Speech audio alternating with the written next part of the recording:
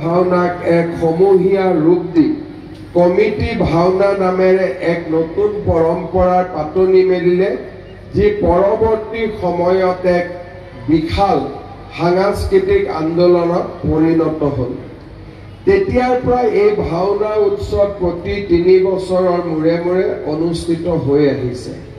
বৰিগাঁও ৰাস মন্দিৰৰ পৰা আৰম্ভ হৈ সাৰ্বজনীন শংকৰ মন্দিৰ আৰু নাথ মন্দিৰ প্ৰাংগণলৈ ই সম্প্ৰসাৰিত হৈছে।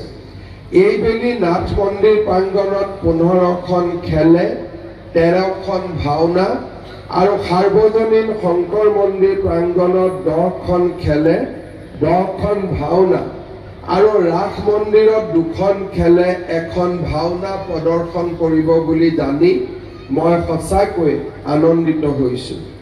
চৰাইবাহীৰ কমিটি ভাওনাই আৰম্ভণিৰ পৰাই একতা আৰু সংহতিৰ বাৰ্তা প্ৰেৰণ কৰি আহিছে। যুগ যুগ ধৰি এই ভাওনাই চৰাইবাহী অঞ্চলৰ গাঁৱৰ ৰাইজক আৰু সকলো জনগোষ্ঠীকে একতাৰ দোলেৰে বান্ধি ৰাখিছে। জাতি ধৰ্ম বৰ্ণ নিৰ্বিশেষে সকলোৱে মিলি যি ধৰণে এই মহোৎসৱ উদযাপন কৰে, ই আমাৰ সামাজিক পৰিকাঠামো শক্তিশালী কৰি আহিছে।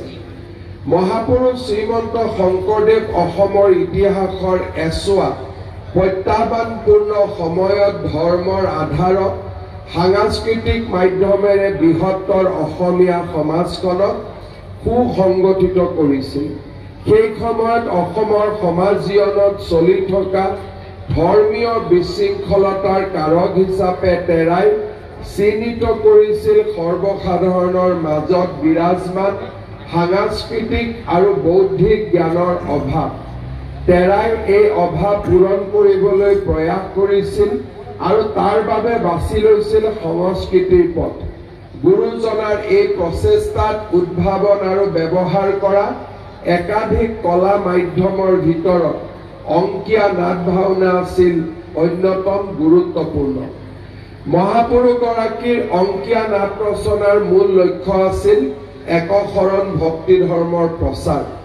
ভগৱান শ্ৰীকৃষ্ণৰ মহিমা জগতত প্ৰচাৰ কৰি ভক্তিৰ অখদৰা জাতিৰ উত্তৰণ ঘটোৱাই আছিল তেৰাৰ নাটকৰ মূল লক্ষ্য আৰু উদ্দেশ্য। গুৰুজনাই ভক্তি ধৰ্ম প্ৰচাৰৰ লগতে এনেধৰণে অসমীয়া ভাষা সাহিত্য আৰু সংস্কৃতিৰ পথাৰখনো জীপাল কৰি তুলিছিল। মই আজি অত্যন্ত আনন্দিত, চৰাইবাহীৰ ৰাইজে গুৰুজনাৰ সেই আদৰ্শক সন্মুখত ৰাখি আজিও গুৰুজনাৰ চিন্তাৰে আমাৰ অসমৰ ইতিহাসক আৰু সংস্কৃতিক জীপাল কৰি ৰাখিবলৈ প্ৰচেষ্টা কৰিছে। চৰাইবাহীৰ ঐতিহাসিক কমিটি ভাওনাৰ জৰিয়তে গুৰুজনাৰ অমৰ সৃষ্টিৰাজিৰ প্ৰচাৰ প্ৰসাৰৰ লগতে নতুন প্ৰজন্মৰ মাজত ইয়াক অধিক জীৱন্ত আৰু প্ৰাণৱন্ত কৰি তুলিবলৈ কৰা প্ৰয়াস কেৱল প্ৰশংসনীয় নহয়, ই এক অতুলনীয়। এইবাৰ এই কমিটি ৰাস ময়ো যাতে চাব আহিব পাৰোঁ, তাৰ কাৰণে বিধায়ক ৰমাকান্ত দেউৰী ডাঙৰীয়াই মোক কেইবাবাৰো ব্যক্তিগতভাৱে অনুৰোধ জনাইছিল। কিন্তু অসমৰ পৰিৱেশ আৰু বৰ্তমানৰ পৰিস্থিতি চৰকাৰী দায়িত্বৰ বাবে মই ভাওনা চাব আহিব নোৱাৰিলোঁ।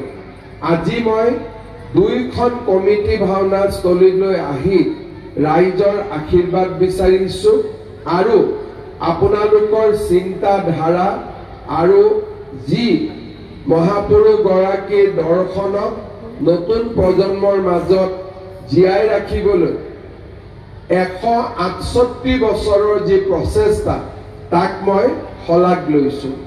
মই ইয়ালৈ আহোঁতে আমাৰ এই কমিটি ভাওনা স্থলীত আপোনালোকে নিৰ্মাণ কৰিব খোজা প্ৰজেক্ট বা তাৰ গোটেই ব্যৱস্থাখিনি মই চাইছোঁ।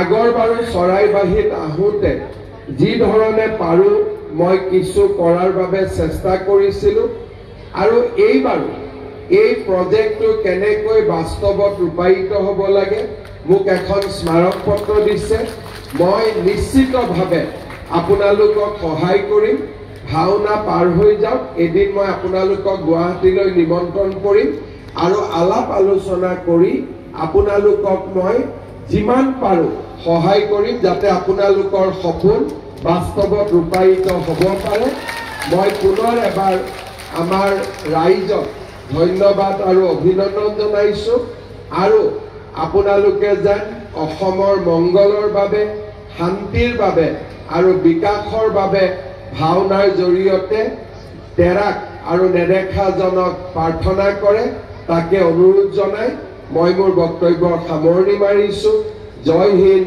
বন্দে মাতৰম জয় গুৰু শংকৰ সকলোকে আমি অসমৰ জনপ্ৰিয় মুখ্যমন্ত্ৰী মহোদয়ৰ কাৰণে এটা জোৰেৰে হাত চাপৰি বজাবলৈ অনুৰোধ জনাইছো